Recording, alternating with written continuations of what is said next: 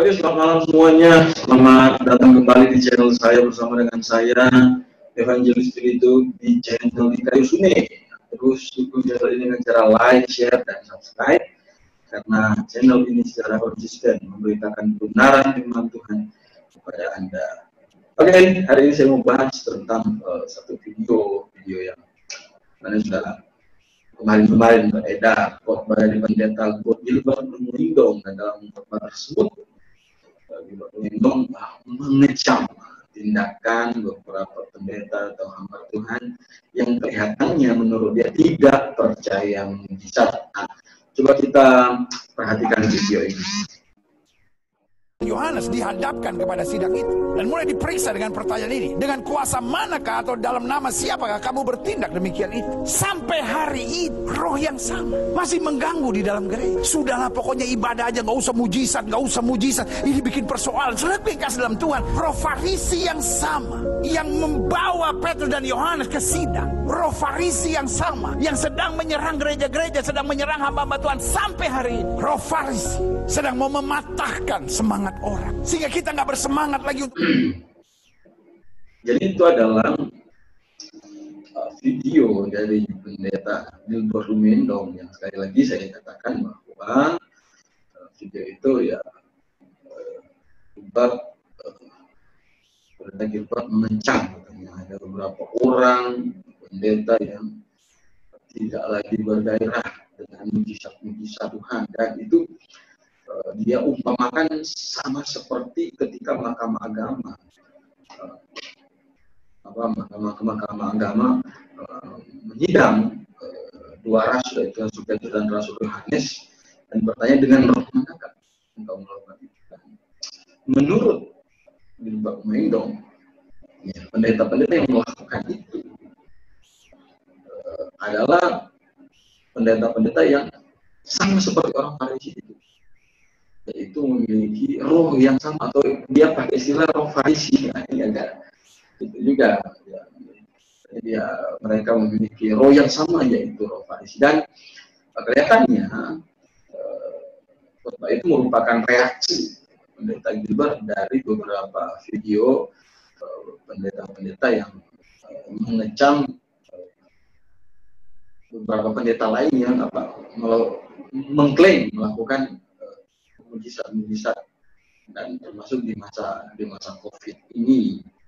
Jadi memang ada dua pendeta yang akhirnya memberikan kritikan yang sangat keras kepada pendeta-pendeta yang melakukan mujizat, mengklaim mendapat karunia melakukan mujizat, mengklaim mendapatkan perintah dari Tuhan untuk menghadapi corona dan seterusnya. Coba kita lihat satu video ini yang mungkin menjadi pemicu dari orang pendeta Gilbert, dan akhirnya dia khotbah bahwa roh pendeta itu sama seperti roh Farisi yang mempertanyakan karunia-karunia kepada Yohanes dan Petrus di sidang mahkamah agama. Coba kita lihat. Akhirnya di ayat 12 dia bilang apa? Segala sesuatu yang membuktikan bahwa aku adalah seorang rasul telah dilakukan di tengah-tengah kamu dengan segala kesabaran, ya, oleh apa? Tanda-tanda, mujizat dan kuasa-kuasa. Sangat mungkin begini. Dan yang membuat saya tidak bisa percaya sama pembuat mujizat di zaman modern ini adalah nomor satu, mereka bukan rasul. Oh, ya kan? Nomor satu, mereka bukan, karena yang diberi karunia melakukan mujizat itu cuma rasul, ya, gitu loh. Nah, sedangkan mereka ini bukan rasul. Kemudian, ya, yang bikin saya tambah tidak mau percaya mereka adalah karena gini. Walah, di Matius pasal 24 itu dinubuatkan. Dinubuatkan apa? Dinubuatkan bahwa iblis ini akan datang. Antikristus ini, iblis akan datang dan akan menyesatkan orang pakai mujizat.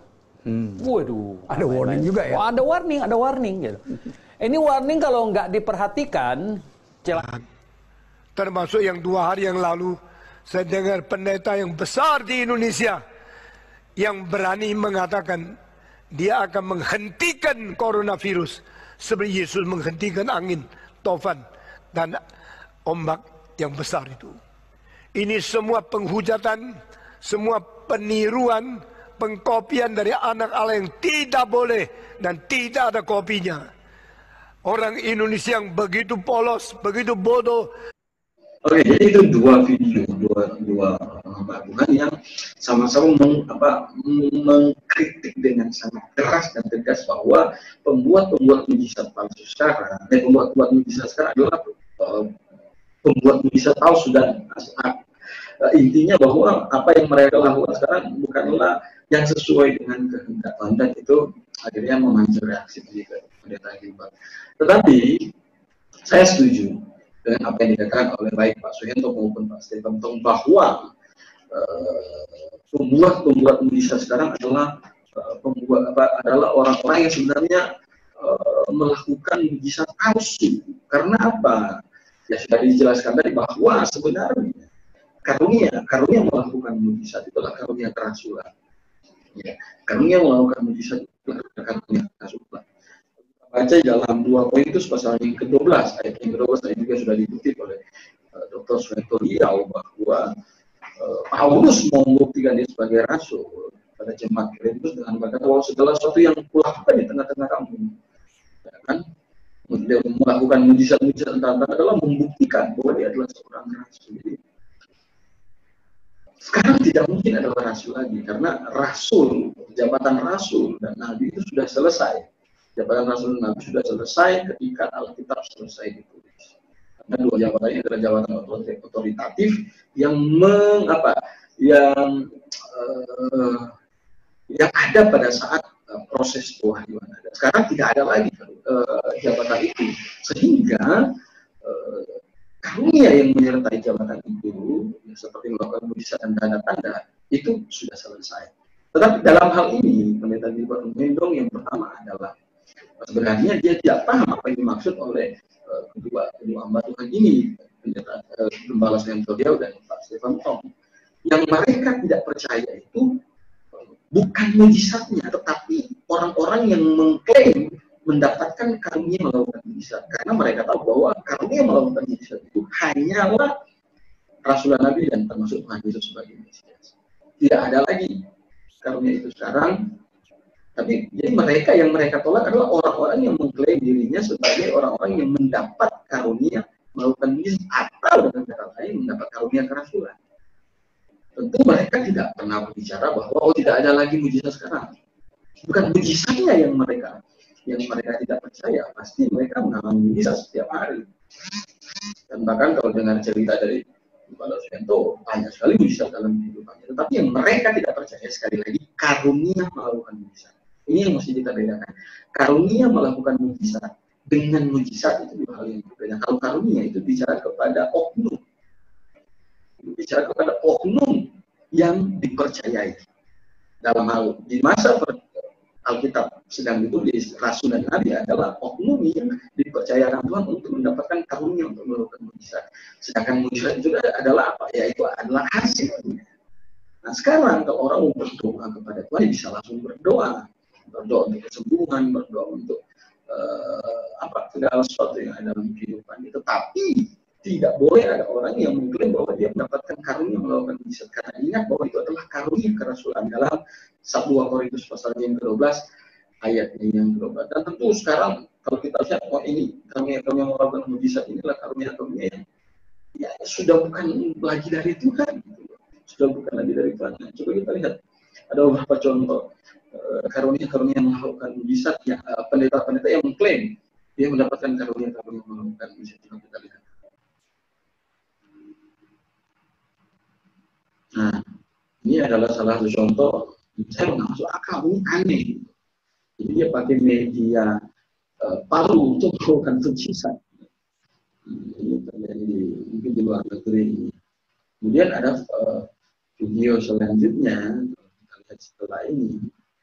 Nah, ini adalah anak dari pendeta Gilbert Mendong, Gerald Mendong. Sebenarnya dia terkenal dengan yang melakukan mujizat, medianya sepatu di dalam kelihatan, dia pernah melakukan itu, sepatu sebagai media untuk melakukan mujizat.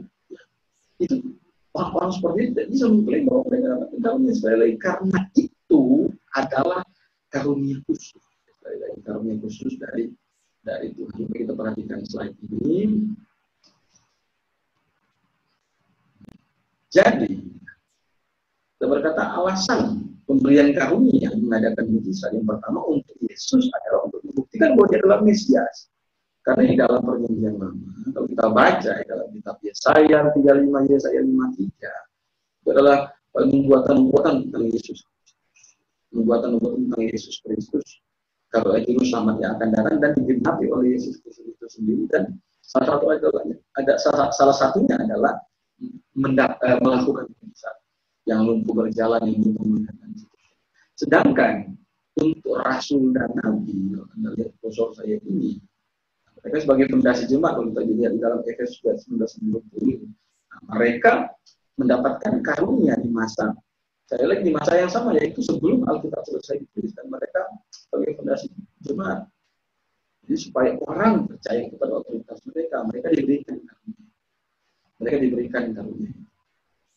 Dalam Kisah Rasul pasalnya yang kedua katanya jemaat mula-mula apa? Takut karena rasul-rasul dan nabi melakukan tanda-tanda. Kemudian ada beberapa orang yang kelihatannya bisa melakukan mujizat di dalam itu, yaitu Stefanus dan Filipus. Ini adalah mujizat secara insidental, masih di bawah pengawasan rasul, dan itu masih terjadi pada saat Alkitab belum selesai. Dan nanti pada akhir zaman Lucifer akan muncul sebagai Mesias dan akan memberi kuasa melakukan mujizat. Lucifer membawa pembawa mujizat Allah, dan itu yang terjadi. Dalam Matius pasalnya yang ke-7 ayat yang ke-21 katanya ada orang akan bernubuat demi namaku, melakukan mujizat demi namaku, tapi Tuhan bilang penyalah dari hadapanku, hai engkau sekalian pembuat kejahatan. Jadi saudara dalam Tuhan kita harus jadi banyak sekali tangan yang terjadi di dalam Kristus. Kita harus melihat dalam karunia melakukan mujizat adalah karunia yang terhasil. Mujizat masih ada, tetapi karunia melakukan mujizat sudah tidak ada. Mujizat masih ada dari siapa? Langsung dari Tuhan. Anda berdoa kalau Tuhan izinkan Anda sembuh, itulah mujizat Tuhan. Salam Maranatha Evangelis.